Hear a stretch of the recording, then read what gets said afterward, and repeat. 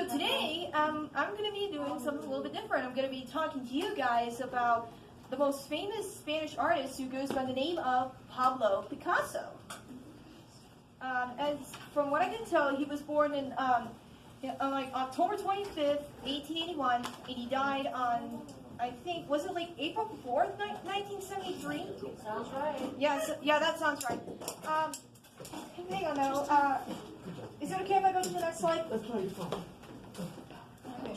Okay, so here's the biography of this guy. Pablo was born in 1881 in Malaga, Spain, and his father was an artist, and he was a professor of the fine arts. And then he started drawing at a very young age, and then he was his father's pupil in Coruña when he was 10 years old. So that was when he started getting a lot of interest in getting into the arts and stuff. And then he lived in like Barcelona for a while for like an art exhibit when he was about 19 years old. And then again when he got out of art school training and his family expectations, and then he started experimenting with his own stuff. And then in 1901 he made the move towards Paris, France, and that's what kind of started the whole artist movement of Cubism and abstraction and stuff. And then there was like the times of blue period and rose period, but we'll get to that stuff later. Alright, so the characteristics, so the subject matter in some of the arts, especially like the blue period, there was some like the streets in Barcelona, and there are also like some of the paintings that he's done during World War II. And then during the blue periods, he started, he caught on to the subject of maternity when he was visiting women's prisons in France. And the style of the representation, it's mostly abstract. He also does like caricatures, surrealistic, and then photorealism from time to time, especially during the rose and blue period. And the style of painting, there's Cubism and also analytical Cubism, which he supposedly invented during the art movement in France. And there's also surrealism, which is what some of the paintings are called, especially with other artists like, who's the guy who painted the melting clocks? Salvador Dali. Oh, Salvador Dali! There you go, thank you. And there's also realism. There's also like the color schemes. Blue is the more predominant color during the blue period. Rose is more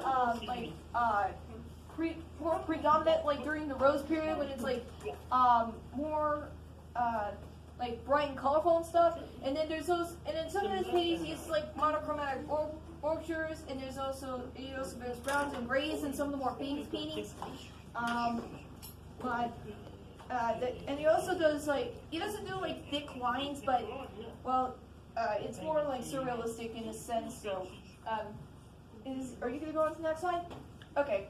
So these are a couple of examples of work from the blue period. This one in particular is called like the blind man's meal, and it's just like a blind man who's like sitting and having like his meal at a table.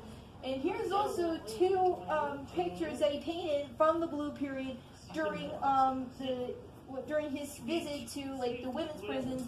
And this is almost historically accurate because women in the prisons, they were allowed to nurse babies. And also one thing that I didn't really touch upon, his studio mate Carlos Casnagues, he had a supposed affair with a woman he loved, and he got back to France just to attempt to shoot the woman that he loved, but he turned the gun on himself and he shot himself and died.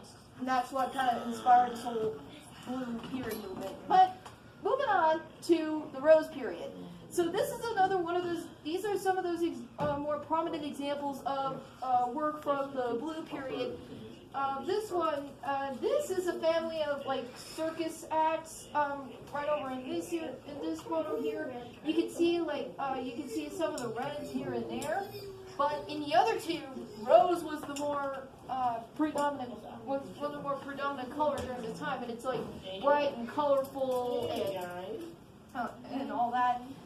But we're going to go to the medium of art, and that is the Cubism period. the Cubism period is where it's a bit more abstract, but instead of just using lines, he uses just geometric shapes.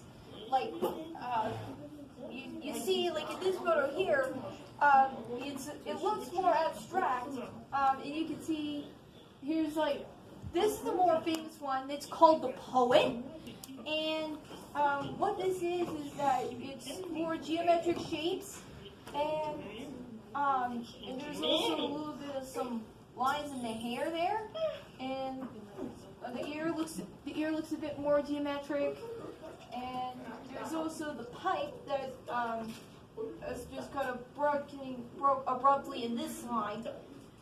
And this last one, it's kind of a mix between Cubism and realism. It's kind of like a realistic. It kind of looks a bit realistic in the face here and all around, but it's all other geometric shapes around it. And I know Miss Trading Echo's not back, but if you're interested, but here's like the backstory of my piece. So a little while ago, I got into a Disney show called Gravity Falls. And since I was researching like Pablo Picasso, I was like, well, why not maybe just take that style of painting and make some fan art out of it. And this is Pablo Picasso style painting where it's just this little shape that Picasso had drawn when he was doing his caricatures. And here's like some other things around it. You get to see like Mabel's symbol on the sweater, which is the shooting star. The pine tree, the blue pine tree, which is like Dipper's symbol. And this guy right here, the triangle with the smiley face, that's supposed to look like Bill Cipher. Yeah. But this is Mabel Pines in that style of painting it, like how she would have been painted in the Picasso style.